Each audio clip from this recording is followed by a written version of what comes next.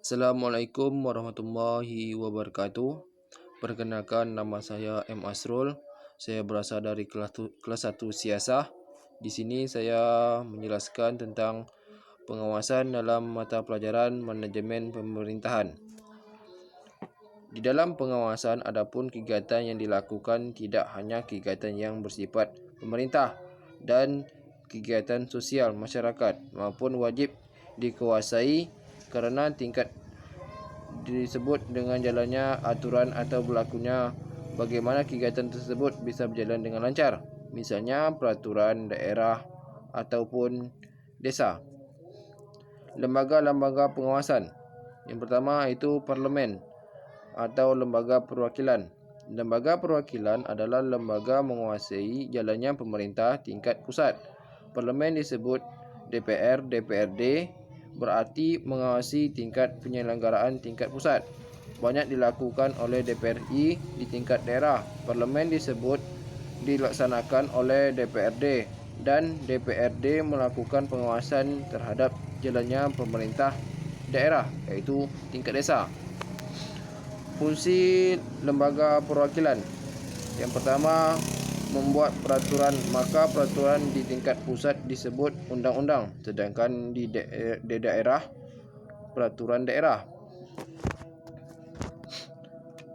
Yang kemudian untuk melakukan pengawasan ketika suatu peraturan itu dibuat di tingkat pusat dalam bentuk undang-undang dan di tingkat daerah adalah peraturan daerah, maka peraturan tersebut diawasi oleh lembaga perwakilan. Ini oleh DPR dan daerah oleh DPRD dan tidak juga pelaksanaan di pusat kerana pengawasan dilakukan oleh berbagai bentuk macam kegiatan yang diawasi atau dilaksanakan oleh penguasaan pemerintah pusat maupun pemerintah daerah. Jadi, adapun kebijakan keperwakilan oleh pemerintah pusat dan desa, lembaga kegiatan tersebut oleh DPR melakukan pengawasan, misalnya menghasilkan mutu penyimpanan atau maka adanya pertimbangan yang bisa ditunjukkan kepada berhentinya bertanggungjawab seseorang pemerintah daerah.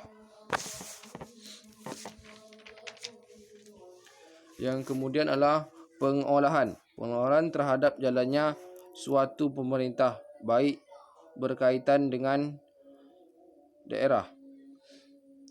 Yang kemudian adalah BPK. BPK adalah pengolahan keuangan. Dalam BPK ini terbagi beberapa bagian. Yang pertama, pengawasan dilakukan oleh internal pemerintah BPK. Yang kedua itu BPKP, Badan Pembangunan Keuangan Pemerintah. Yang ketiga, internal pemerintah itu sendiri. Yang ketiga, ipoteral. Yang seterusnya, Ombudsman.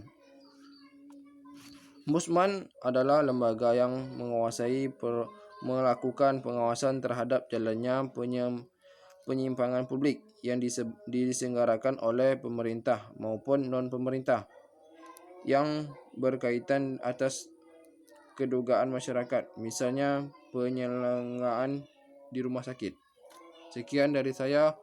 Assalamualaikum warahmatullahi wabarakatuh.